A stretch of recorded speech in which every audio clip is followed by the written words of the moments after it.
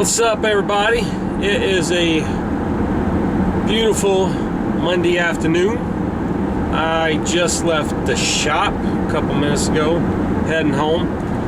I hope y'all enjoyed y'all Easter weekend. I know I did. Had a very packful, eventful weekend, so I am exhausted beyond belief. But it's all good, all good. Tired life means you have a blessed life. That's how I look at it. Today, I want to talk about getting back your passion. And I want to share it from a standpoint of if you lost your passion and trying to get it back, as in sorry about that. So, I'm going to share a story with you. When I was younger, I had a book of all my drawings. This was in my high school, junior high. You know, all the stuff I created and kept. Design, however you want to call it. I decided to go into the Air Force. Well, from there, what you do is you pack up all your stuff, you go into basic training, you go to tech school, and then once you get assigned to duty station, all your stuff gets delivered to you. So I pack up roughly, let's say like a dozen boxes, right? I pack up a dozen boxes, pack them up, get them all ready. I take off to basic training. Get through basic training, now I go into tech school. Now at the time that was between San Antonio and Wichita Falls, Texas. So I go to Texas, then I go to Texas again. Now I get assigned to Luke Air Force Base in Phoenix, Arizona. After tech school, I get over there, a truck unloads, and I don't have 12 boxes, I only have 11. So there I am now realizing that I completely lost all of my artwork, all of my drawings. Not only did I lose my artwork, I lost color pencils, erasers, rulers, everything that inspired me was in one box.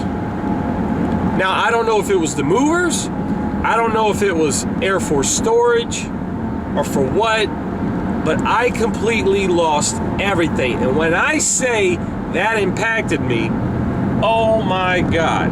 And I didn't realize it until many, many years later. I think that was a starting trend of where my life kind of went down for a while, because I lost a chunk of myself and I didn't even know it. That's a whole nother story at a whole nother time. But anyway, so I completely lost everything. And let me tell you, that sucked big turds. All right. So go through the Air Force, come home. That was in 1994. 2004. 10 years later. 10 years later. God had been working on my heart. Started cleaning up my life. And as a church group, my pastor at the time rented out a movie theater, and we all went and saw Passion of the Christ. We went and saw it, thought it was an excellent movie, told an excellent story. And then there was a scene in the movie where they took Jesus off the cross. His mother's holding him, everybody's sad, weeping. The camera pans over, and all you saw was a crown of thorns on a rock with a hammer and 3 nails. And I'll try to put that picture right about here for a couple seconds. All right, saw that picture. It just rocked my world because it was such a powerful image, because it just came off of Jesus. Just happened, the crucifixion. So the next day I'm talking to my pastor. I said, hey, man, remember that scene where you had the crown of thorns and nails and da-da? He's like, yeah. I said, wouldn't that make like a powerful display, like in a church or something when people walk in?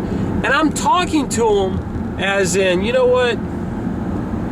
You know, the possibilities of that image being a real life display. Without hesitation, my pastor at the time leaned over and was like, sure, go for it. And I was like, go for it? I ain't never did nothing like this. So, over the next couple weeks,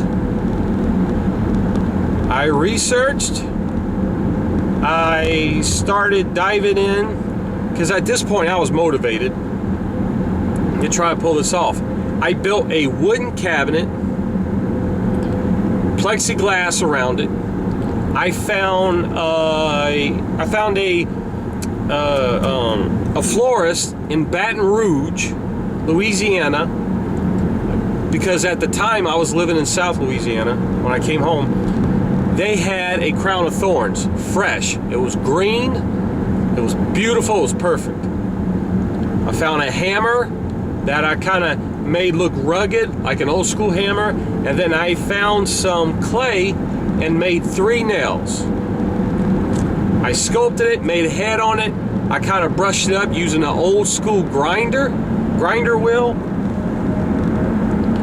And when I say during that whole process, God restored my creativity, and it hit me like a ton of bricks.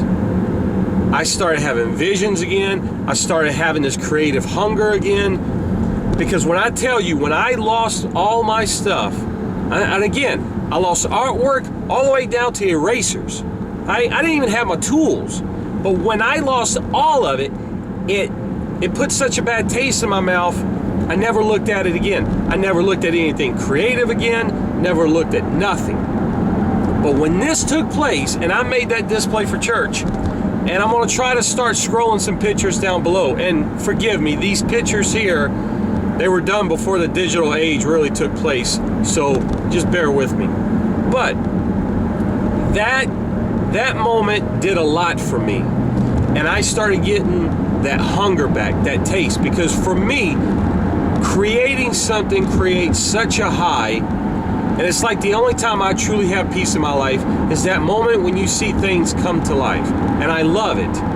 So I'm sharing this story with you because last week I just simply asked the question, what is your passion? Now I'm talking to you about getting your passion from a different perspective. I got mine back. And I don't know where you are with your beliefs. I don't know where you are on how you look at anything. But for me, God truly restored my creativity and gave me a hunger like no other. Now, I will share later what I did after that, but I wanted to share that story because it was a huge turning point in my life. Now, look, I am not a carpenter, but that cabinet that I made had enough nails in it that if you pass by it with a magnet, I'm pretty positive it would move. So, made the cabinet, my pastor loved it, we put it up in church, had a great response for many, many years. And it's such a powerful image, the crown of thorns, the hammer, the 3 nails on the rock. But that is my redemption story to my creativeness. And I'm sharing this story for one, you're going to see me give God the glory many times when I create stuff. You're going to see me have a different perspective when it comes to being an artist. And I just wanted to share that story. I hope it inspires somebody out there that, you know what? All things are possible.